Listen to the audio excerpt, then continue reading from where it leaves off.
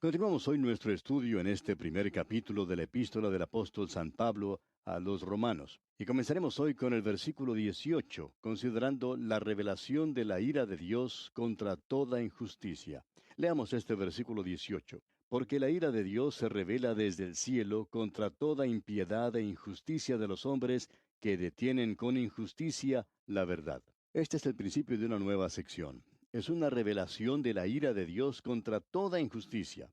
Es una revelación del pecado del hombre, empezando aquí con el versículo 18 y siguiendo hasta el capítulo 3, versículo 20. El hecho universal es que el hombre es pecador. El movimiento ecuménico siempre se halla en dirección opuesta a Dios.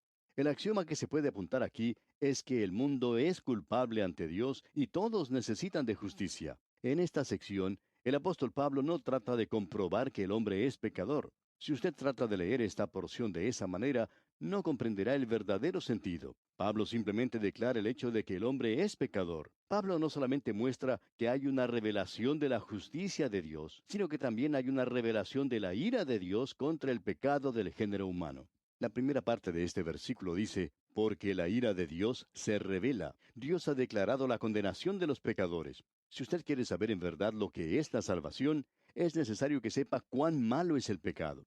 El doctor Stifler dice, el pecado es la medida de la salvación. La ira de Dios trata de su sentimiento más bien que de su castigo por el pecado. Trata de su santa ira. La ira es la antítesis de la justicia y se usa aquí como un correlativo. Esta es la respuesta de Dios a quienes afirman que el Antiguo Testamento presenta a un Dios de ira, mientras que el Nuevo Testamento presenta a un Dios de amor. Hay una revelación continua, tanto en el Antiguo como en el Nuevo Testamento, de la ira de Dios. En estos tiempos modernos se revela en nuestra sociedad contemporánea. Este es el desagrado constante e insistente de Dios ante la maldad. Él no cambia. Dios, amigo oyente, es misericordioso, no porque es blando con el pecado, sino porque Cristo murió. El Evangelio no ha cambiado la actitud de Dios hacia el pecado. El Evangelio ha hecho posible que Él acepte al pecador. El pecador debe tener o bien la justicia o la ira de Dios. Ambas se revelan desde el cielo. ¿Quiere usted saber cuán malo es el pecado? Mire los casos de enfermedad a su alrededor, causados por el SIDA, por ejemplo. Nadie, amigo oyente, nadie puede salir bien con el pecado. El juicio de Dios es revelado desde el cielo contra todo pecado e impiedad. La impiedad es lo que está contra Dios, es la negación del carácter de Dios, la irreligiosidad, el desconocimiento de la misma existencia de Dios. Y Dios aborrece ser desconocido. Eso es pecado. La injusticia es contra el hombre y la impiedad es contra Dios. Ahora, ¿qué significa la injusticia contra el hombre? Significa la negación de la soberanía de Dios. Es la acción del alma. El hombre que se emborracha y sale a la autopista y viola todos los reglamentos de tráfico y mata a alguien, peca contra su prójimo. El hombre que es falso en sus negocios también es injusto con su prójimo. Y Dios, amigo oyente, aborrece eso y lo juzgará. El apóstol Pablo en su segunda carta a los Tesalonicenses capítulo 2 versículos 6 al 12 dice, y ahora vosotros sabéis lo que lo detiene, a fin de que a su debido tiempo se manifieste, porque ya está en acción el misterio de la iniquidad, solo que hay quien al presente lo detiene, hasta que él a su vez sea quitado del medio. Y entonces se manifestará aquel inicuo, a quien el Señor matará con el espíritu de su boca y destruirá con el resplandor de su venida, inicuo cuyo advenimiento es por obra de Satanás, con gran poder y señales y prodigios mentirosos, y con todo engaño de iniquidad para los que se pierden, por cuanto no recibieron el amor de la verdad para ser salvos. Por esto Dios les envía un poder engañoso para que crean la mentira, a fin de que sean condenados todos los que no creyeron a la verdad, sino que se complacieron en la injusticia. Hay muchos que conservan el pecado y que tratan de reprimirlo, pero la ira de Dios será revelada. Aquellos que detienen la verdad divina por vivir pecando caerán bajo el juicio de Dios. Y pasamos ahora a considerar la revelación de la persona y el poder de Dios en la creación. Leamos los versículos 19 y 20 de este primer capítulo de la epístola a los Romanos. Porque lo que de Dios se conoce les es manifiesto, pues Dios se lo manifestó. Porque las cosas invisibles de Él, su eterno poder y deidad, se hacen claramente visibles desde la creación del mundo, siendo entendidas por medio de las cosas hechas, de modo que no tienen excusa. El universo en el cual vivimos nos dice dos cosas en cuanto a Dios: su persona y su poder. Desde el tiempo en que el mundo fue creado, le ha sido posible al hombre ver el eterno poder y deidad de Dios. Ahora, ¿cómo pueden ser vistas las cosas invisibles? Pablo hizo esta declaración paradójica para inculcar a sus lectores que lo que algunos llaman la luz oscura de la naturaleza es una falsedad hecha de los hombres. La creación es una luz clara, declarando el hecho de que hay un Dios invisible. La creación es uno de los métodos por los cuales Dios se revela. Es la primera revelación. El salmista dice allá en el Salmo 8, versículo 3: Cuando veo tus cielos, obra de tus dedos, la luna y las estrellas que tú formaste. Luego en el Salmo 19, versículos 1 al 3 dice: Los cielos cuentan la gloria de Dios y el firmamento anuncia la obra de sus manos. Un día emite palabra a otro día y una noche a otra noche declara sabiduría. No hay lenguaje ni palabras, ni es oída su voz. Y en el capítulo 14 del libro de los Hechos, versículo 17, dice el apóstol Pablo: Si bien no se dejó a sí mismo sin testimonio, haciendo bien, dándonos lluvias del cielo y tiempos fructíferos, llenando de sustento y de alegría nuestros corazones. Y una vez más en el capítulo 17 de los Hechos, versículo 29, dice Pablo: Siendo pues linaje de Dios, no debemos pensar que la divinidad sea semejante a oro, o plata, o piedra, escultura de arte y de imaginación de hombres. La creación, amigo oyente, revela el poder, el dunamis, y la existencia invariable de Dios. El doctor Denny escribe: Hay aquello dentro del hombre que capta tan bien la significación de todo lo que está afuera como para emitir un conocimiento instintivo de Dios. Amigo oyente, hay suficiente revelación de Dios en la creación que debía haber guardado de idolatría al hombre antiguo y de ateísmo al hombre moderno. Hendrik Van Loon declaró lo siguiente cuando hizo su primera visita al Gran Cañón allá en los Estados Unidos. Dijo: Vine aquí ateo, pero me voy de aquí creyente. Sinclair Lewis, por su parte, desafió a Dios en el Gran Cañón, sacando su reloj y jactándose de que si había Dios, que le matara dentro de 5 minutos. Cuando pasaron los 5 minutos, declaró jactanciosamente que no había Dios. Ahora Sinclair miró otro reloj que el que debió haber mirado. Recordemos que 1000 años es como un día para con el Señor y viceversa. Y según el reloj de Dios, Sinclair sí murió dentro de 5 minutos. Creemos que lo más ridículo en el mundo es un ateo. Un ateo es lo más ilógico, lo más insensato, es lo más estúpido, si se puede decir. El Salmo 14, versículo 1 dice: Dice el necio en su corazón, no hay Dios. Y la palabra para necio en este versículo significa loco. Sí, amigo oyente, alguien que niega la existencia de Dios es alguien que está loco. Ahora, la última parte del versículo 20 dice: de modo que no tienen excusa. Fue el propósito de Dios hacerlo así, de esta manera, que no tuvieran excusa alguna. Esta sección revela la base histórica del pecado del hombre. No acaeció debido a una enfermedad ni a la ignorancia del hombre. Fue una rebelión voluntaria del hombre ante la luz clara.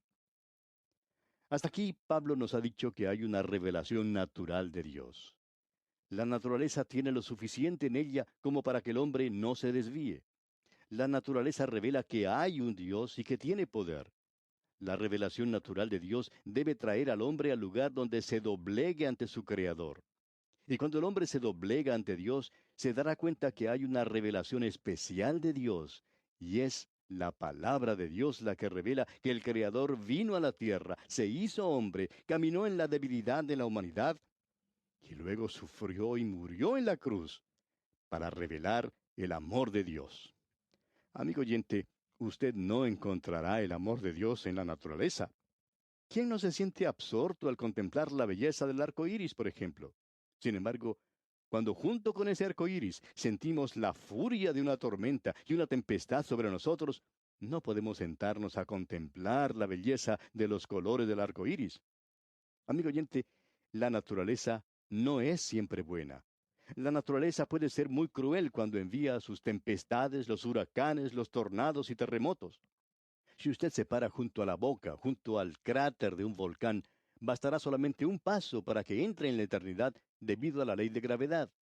Y el amor de Dios, amigo oyente, no le interceptará en ninguna parte mientras usted cae. ¿Por qué? Porque el amor de Dios se revela únicamente en un lugar. Y ese lugar es la cruz de Cristo. Si usted pudiera convencerme que Dios fue simplemente un espectador de este mundo y que todo lo que hizo fue crearlo para demostrar su gran poder, pues yo estaría dispuesto a volverle la espalda. Pero Dios, amigo oyente, no se detuvo en la creación del universo únicamente. Él reveló también su amor. Su amor para con los pecadores fue mostrado por Jesucristo, cuando Él murió en la cruz llevando en su propio cuerpo los pecados del género humano. ¿Qué verdad más gloriosa es esta, amigo oyente? Ahora, Pablo habla en cuanto a aquellos que tenían una revelación natural de Dios. Leamos los versículos 21 al 23 de este primer capítulo de la epístola a los Romanos. Pues habiendo conocido a Dios, no le glorificaron como a Dios, ni le dieron gracias, sino que se envanecieron en sus razonamientos, y su necio corazón fue entenebrecido. Profesando ser sabios, se hicieron necios, y cambiaron la gloria del Dios incorruptible en semejanza de imagen de hombre corruptible, de aves, de cuadrúpedos y de reptiles. La historia del hombre no indica ningún grado de evolución, sino que declara más bien una relación sórdida de revolución. Si usted examina con cuidado este pasaje, descubrirá que el género humano dio 7 pasos hacia abajo desde el huerto de Edén. Este pasaje contradice la teoría o la hipótesis de la evolución. Nunca ha habido tal cosa como el dar un paso hacia arriba o el avanzar hacia arriba para el hombre. Estos 7 pasos conducen hacia abajo, hacia la oscuridad, más bien que hacia arriba a la luz. El hombre no está avanzando ni física, ni moral, ni intelectual, ni espiritualmente. La propensión del hombre es de ir hacia abajo. Claro que esto contradice todas las ontologías de religión, las cuales principian presentando al hombre en un estado primitivo, como algún tipo de cavernícola con poca habilidad intelectual que lentamente empezaba a adelantar en el campo intelectual y que finalmente empezó a acercarse a Dios. La verdad es que el hombre se está alejando de Dios. El mundo probablemente se halle más lejos de Dios en el día de hoy que lo que jamás se haya encontrado en toda su historia. Toda tribu primitiva tiene algún cuento o alguna tradición que compruebe el hecho de que en el principio conocieron a Dios. El doctor Vincent lo expresó de la manera siguiente. Escuche usted. Creo que se puede comprobar de hecho que cualquier tipo de gente, inclusive los salvajes más viles, en cualquier período de su vida, sabían mucho más que lo que hicieron y que sabían lo suficiente como para poder adelantar cómodamente y poder desarrollarse si solo hubieran hecho lo que ningún hombre hace, si solo hubieran hecho lo que sabían que debían hacer y que podían hacer. Ningún tipo de gente ha vivido jamás conforme a la luz que han tenido. Ni siquiera el salvaje ha hecho eso. La tradición revela que alguna vez en el principio adoraban al Dios vivo y verdadero, pero cuando conocieron a Dios se alejaron de Él. ¿Por qué? Porque no le glorificaron como a Dios. No le dieron su debido lugar y el hombre llegó entonces a ser independiente y altivo. No es extraño, pues, que los hombres proclamen en nuestros tiempos que Dios está muerto. En el pasado no hicieron ese anuncio, simplemente le volvieron la espalda a Dios e hicieron Dios al hombre. Pero ahora el hombre ha llegado al punto de querer declarar muerto a Dios. Los 7 pasos que conducen a la oscuridad son estos. Escuche bien. Primero, habiendo conocido a Dios. Y aquí debiéramos leer mejor, conociendo a Dios. Ahora, esto no quiere decir un conocimiento personal o íntimo, sino que le conocieron como una persona y que vieron su poder en la creación. Por toda la escritura se enseña que el hombre tuvo una revelación primitiva de Dios y que se apartó de ella. La caída del hombre en el huerto de Edén es una caída del conocimiento de Dios y de una comunión con Él. Cayó de la esfera del conocimiento de Dios y de la esfera de la comunión con Dios. Ahora, el segundo paso fue, no le glorificaron como a Dios. Aunque tenían un conocimiento de Dios, dejaron de darle el lugar que le correspondía en sus pensamientos y en sus vidas. Asumieron una actitud negativa en cuanto a Dios. El tercer paso es, ni le dieron gracias. El dejar de dar gracias a Dios revela que el hombre ha roto su relación con Dios. El dar gracias es parte integrante de la vida cristiana. El apóstol Pablo dice en su primera carta a los Tesalonicenses capítulo 5 versículo 18, Dad gracias en todo, porque esta es la voluntad de Dios para con vosotros en Cristo Jesús. La ingratitud constituye uno de los peores pecados. Shakespeare dijo, aborrezco más la ingratitud en un hombre que la mentira, la vanidad, la murmuración, la borrachera o cualquier otra mancha de vicio. El Señor Jesús, amigo oyente, sanó a 10 leprosos, pero solamente uno volvió para darle las gracias. Ahora, el cuarto paso que conduce a la oscuridad lo tenemos aquí en estas palabras, sino que se envanecieron en sus razonamientos. El verbo para se envanecieron se deriva de la misma raíz de la palabra de los judíos para ídolos, mataya. Cuando el hombre rehúsa retener a Dios en sus pensamientos, entonces la vanidad llena el vacío.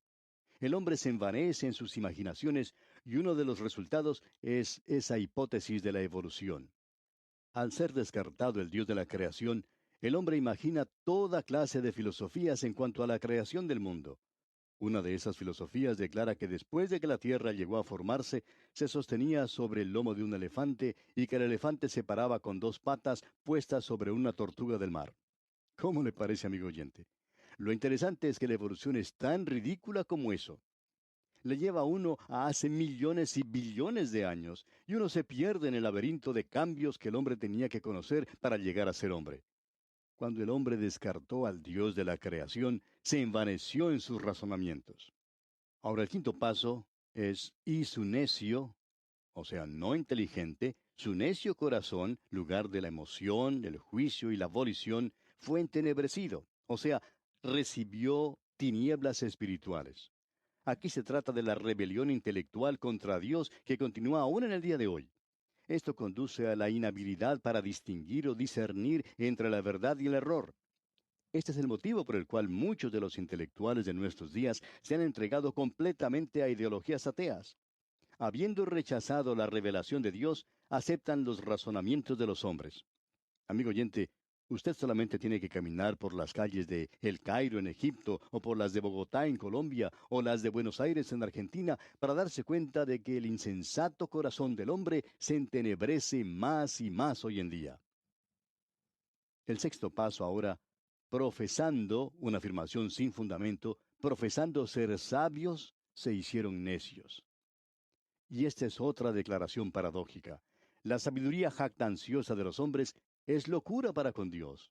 La filosofía vana, según se afirma, es lo mejor del hombre, pero es locura para Dios. Y como dice el apóstol Pablo en su primera carta a los Corintios, capítulo 1, versículo 21, pues ya que en la sabiduría de Dios el mundo no conoció a Dios mediante la sabiduría, agradó a Dios salvar a los creyentes por la locura de la predicación. Es el necio quien ha dicho en su corazón, no hay Dios, como dice el Salmo 14, versículo 1. La palabra necio significa loco, demente, como ya explicamos. Una vez un hombre, hablando ante un grupo de personas, dijo que no creía que hubiera Dios. Un creyente que escuchó tal declaración esperó hasta que el hombre se le acabaran las palabras vacías, y luego se le acercó y le dijo, ¿en verdad entendí bien que usted dijo que no cree que haya Dios? El hombre en cuestión le respondió, entendió bien. El creyente le dijo entonces, la Biblia dice que el necio ha dicho en su corazón que no hay Dios. Y esa palabra necio significa loco, demente. Ahora, cuando usted hizo esa declaración, usted fue o insincero o loco. ¿Cuál de los dos es usted? Y amigo oyente, ¿qué de usted que me está escuchando? ¿Es usted loco o insincero? Tendrá que ser o el uno o el otro, si no ha puesto su confianza en Cristo Jesús. Profesando ser sabios, dice la Escritura, se hicieron necios. Y el último paso que conduce a la oscuridad lo encontramos aquí en estas palabras del versículo 23.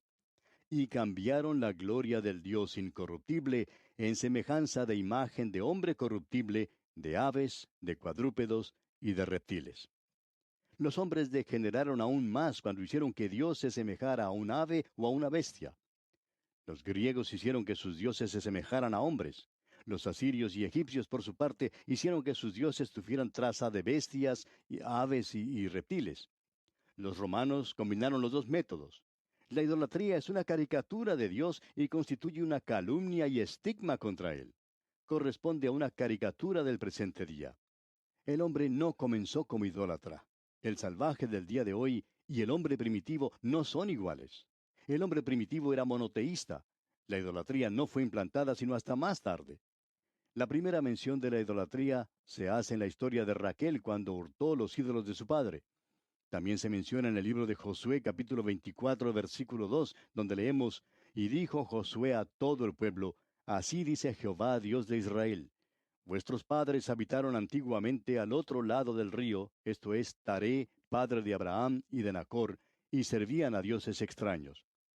Como usted ve, amigo oyente, el hombre descendió en vez de ascender. Y bien, vamos a detenernos aquí por hoy, amigo oyente, porque nuestro tiempo ha tocado ya a su fin. Continuaremos considerando este mismo asunto, Dios mediante, en nuestro próximo programa. Le invitamos pues a sintonizarnos. Será hasta entonces que Dios le bendiga ricamente.